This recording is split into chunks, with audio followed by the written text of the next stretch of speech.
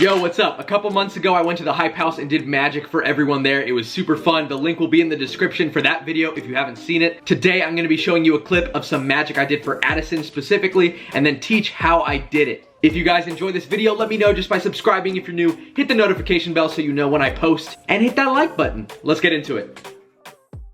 Same thing, Addison, I'm gonna go through the cards. Can you just say the word stop whenever you want? Yeah. Stop. Sometime before I finish. That's okay, look, we're gonna do it again. I'm gonna go through the cards, say stop whenever. Stop. Okay, take the card you stopped at. Remember it, show everyone. I won't look. You got it? Yes. All right, just wondering, do you see your card somewhere in the deck? Yeah. You do.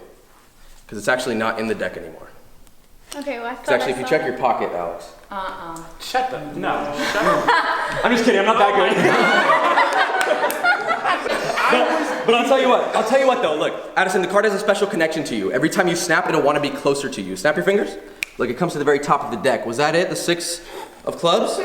Look, we're gonna make this card unique. Can you just draw something random on the card? Just something that there's no way I could have known you were gonna draw that. So it's a heart with an arrow through it. There's no way I could have known what you were gonna draw, right? Yeah. You just hold on to the Sharpie for me. So this is a very unique card now, right? Even if I knew somehow you were gonna pick the 6, it's a very unique card now because it has your little drawing on it. Yeah. Look at the Sharpie. Instead of saying Sharpie, it actually says something on it. What does it say? It says 6 of clubs on the Sharpie. Right there. 6 of clubs on the Sharpie. Right there. Right there. So, yeah, and you can keep that card. What?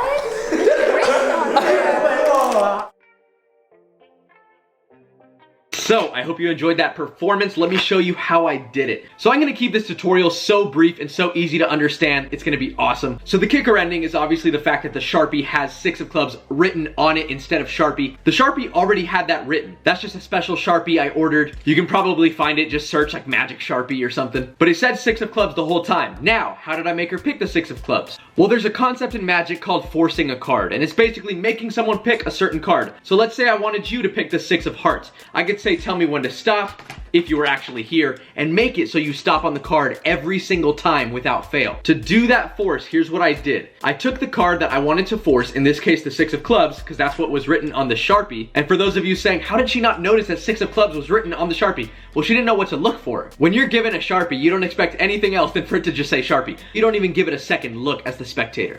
So we're gonna stick with our example card, in this case the 6 of hearts instead of 6 of clubs. But basically, here's what I do. I make it so that card is separated from the rest of the deck with a pinky break. I've taught this in the past. I actually post tutorials all the time if you guys didn't know. So if you're new, hit that subscribe like I said if you want to learn some magic. But basically a pinky break is exactly what it sounds like. I'm just breaking the deck right here in the middle between the 6 and the rest of the deck. But you can't see this from the front. Then what I do is I just take piles of cards, and you can practice not dropping it on a table. You can just practice in your hand. And then you say, tell me when to stop. And literally whenever they say stop, you just push everything above that pinky break, so it's the 6 of hearts. You're probably wondering, but Evan, what if they go past that? What if they don't say stop for a long time? Well, in the video, what you'll notice I did, Addison was taking a long time to say stop. When I noticed she said stop, I knew it was already past the 6.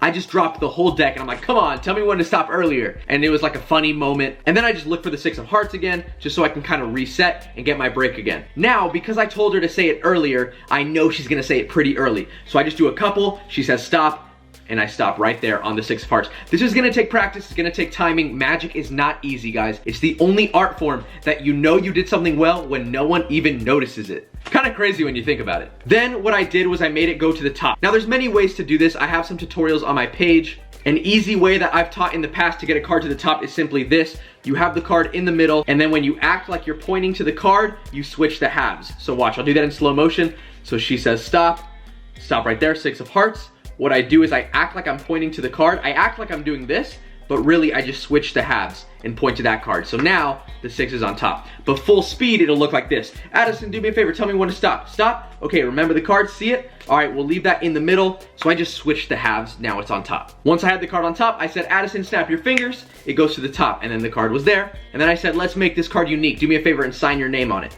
Then she signed her name on it. And this is just cool because you can give it to your spectator as like a little souvenir. And then it's all just acting. The card was already written on the Sharpie. It never said Sharpie like I explained earlier. And when she turned it over and saw that it said 6 of clubs, she freaked out along with everybody else. And that's how I did the trick. So final recap, all I did was have a break over the card that I wanted to force. I said, tell me when to stop. I made sure with good timing that she stopped on the card I wanted. After that, I got it to the top.